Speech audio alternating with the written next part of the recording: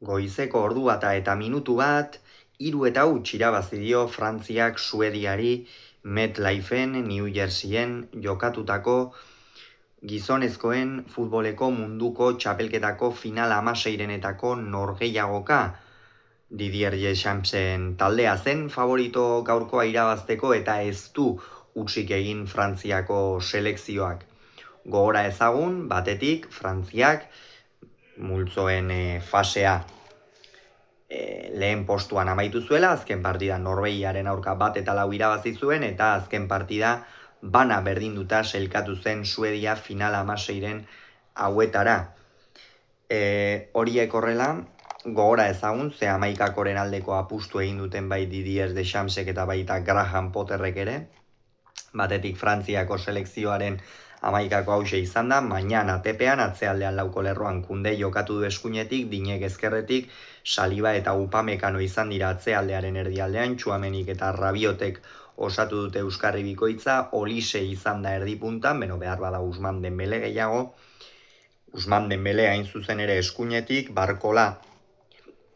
ezkerretik eta Kylian Mbappé kapitaina puntan. Lau-biko sistema ezarri du Suediako selekzioak, Guidel izan da tepean, atzealdean lauko lerroan Svenssonek jokatu du eskuinetik, ezkerretik Gudmundsonek, Lindelof kapitaina eta Lagerbielk izan dira atzealdearen erdialdean, Ayarik eta Bergbalek osatu dute zelai erdia,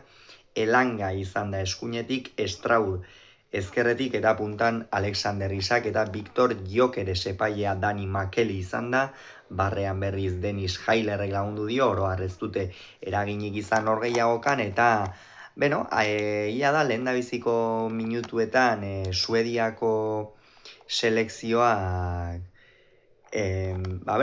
lehendabiziko minutuetan apur bat mehatxatu duela, ez? Behintzat, Frantziako atzealdeari zalantza batzuk edo sortu dizkiola esan daiteke, hainbat unetan, baina orokorrean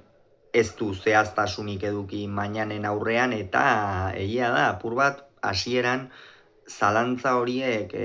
mamu ere bihurtu direla, ez hala ere berehala hasi da Frantziako selekzioa jokoaren ekimena edukitzen. Egia da lehenengo minutuetan ez dutela baloia behar bada Didier Dechampsenek desberdintasunak markatzeko beharko zukeen abiadurarekin mugitu. Ez dute baloia behar bada horren besteko abiaduran mugitu, hori garrantzitsua zen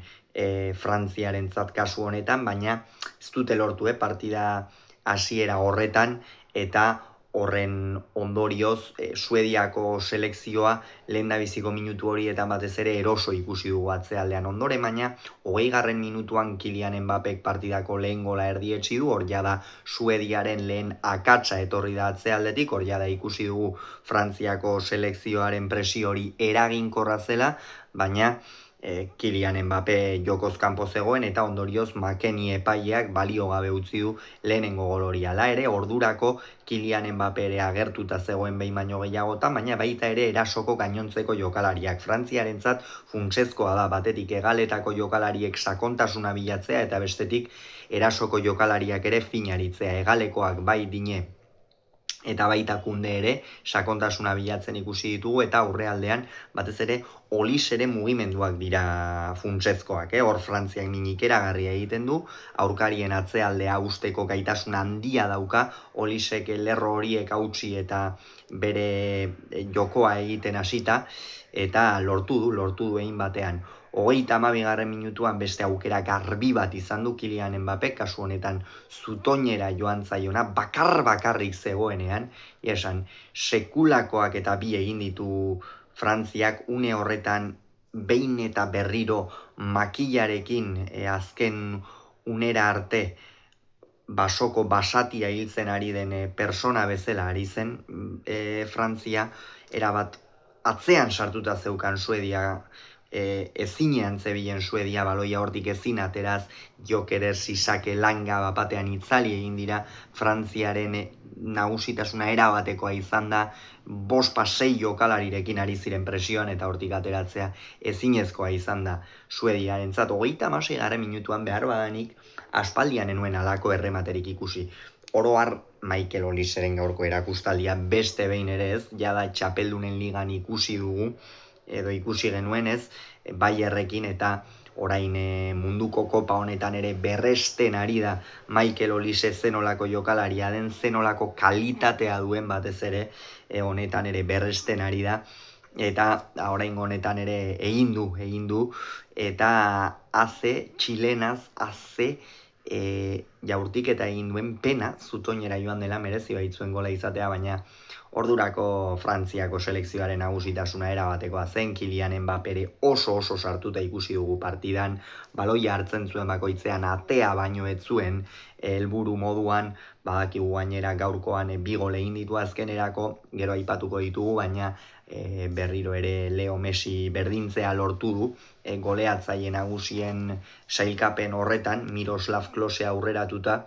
eta hortxe Kylian Mbappéren lehen gola, 45. minutuan iritsi da zuzen ere Frantziak motzean ipini duen baloi bat, Ousmane Dembelek bikain ikusi duen Mbappé, erabat lo zegoen Suediako atzealdea eta horren ondorioz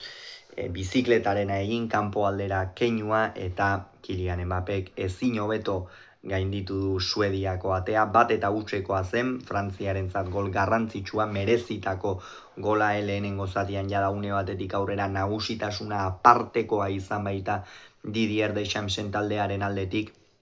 Graham Potterrenak ezin atera zibili dira, Lindelofetek eta gainera, jada zenbait unetan ere gehiegi utzi diete Frantziakoei hurbiltzen eroso ikusi ditugu, baina zehaztasuna falta zitzaien eta zehaztasun hori aipatu dugun moduan 45 minutu horretan Mbappéren gol horren ondoren iritsi da. Atseden alditik bueltan, lehen zatiko lepotik burua Suedia erabat ondoratuta utzi du, lehen da biziko gol horrek, Graham Potterrek ere ez ditu baliabideak aurkitu partidari buelta eman edo behintzat partida itxuratzen saiatzeko, eta bigarren zatia hasi bezain laster, 53. minutuan 8 minutu igarota, Michael Olisek baloia hartu barkola nola ikusi duen sakonean, lehen zatian ere Kylian Mbappéri eman dio halako pase bat. Michael Olisek ez baitu soilik vertikaltasuna eta atea beti buruan baizik, eta barnekaldera egiten duenean ere pase milimetriko hori emateko gai ere bada, eta hori egin dio barkolari, eta barkolak bakarrik ez du barkatu, bi eta hutsekoa zen, Frantziarentzat testu inguru ezin hobea, Suediarentzat kolpea, ez 8 minututan, lehen zatiko 45. eta bigarreneko 53. bi gol jasotzea kolpe ikeragarria izan da, baina lehenengo zatian ere ez dituzte merituak egin, pixkanaka ondoratzen ari zen atzealde hori, eta behin Frantziak benetan ondoratzea lortu duenean, iritsi dira lehen bi gola, jada atzealdean ere kontzentrazioa mantentzea kostatu baitzaio Suediari. Hor bigarren gol horretan apur bat esan daiteke azeleragailua altxatu duela Frantziak, hor Suediari ere utzi dio jokoaren ekimena edukitzen, baina atzealdean lehen zatia baino sendoago ikusi ditugu Didier Dechampsenak, lehen zatian hor ikusi dugu nola Jokeresek, batez ere Alexander Isakek ez pare bat hiru aukera eduki dituen, jokaldi entseatu batzuetan ere lo harrapatu du Frantziako atzealdea, baina bigarren zatian horiek guztiak zuzentzea lortu du Didier Dechampsek, eta horren ondorioz Suediak ez du apenas abagunerik eduki. Eta minutuak aurrera joan ala partida amaitzen ari zen, ala ere Barkolak, Olisek, Mbappek, ez talderen inguruan ari garen, ez da, guztiek jarraitzen zuten, guztiek nahi zuten gehiago, ala ere bigarren zatian hor Tchouaméni eta gainontzeko erdilariak finago aritu dira, eta 74. minutuan Olisek berriro ere Kylian Mbappéri baloia sartu, eta oraingoan ere ez du arkatu Kylian Mbappek azek gola egin duen beste behin ere Frantziako aurrelariak, nire ustez gaur egun dagoen jokalaririk onenak Kylian Mbappek, 3 eta hutseko hori ezarri eta Frantziako selekzioari final 8etarako sailkapen zuzena emateko, egia esan Frantziak amestutako partida egin du, naiz eta hasieran apur batek kostatu zaien eta Suediarentzat berriz 20. Minutu horretatik aurrera amesgaizto hutsa izan da gaurko partida, erabat baloiaren atzetik ibili dira, azkenerako nekatu eta ezinean eta Frantziaren nagusitasuna aipatu moduan apartekoa izan da, azkenerako 3-0 amaitu da, esan dugu, eta Frantziarentzat garaipen oso garrantzitsua, erakutsi du beste behin ere munduko txapelketa irabazteko hautagai nagusiak direla, ez soilik hasieratik jokatu duten jokalariek erakutsi duten mailagatik, baizik eta ikusi delako aulkitik ere zer atera duten, eta Suedia berriz etxera doa, Suediako jokalaria jada oporretan dira, une honetatik aurrera, eta euren taldeekin denboraldi aurreak prestatu aurretik egun batzuk pentsatzen dut oporretarako izango dituztela eta ondoren berriro ere lanera itzultzeko garaia izango dute. Gogoratu beraz, Frantziak 3, Suediak huts MetLife Stadiumen.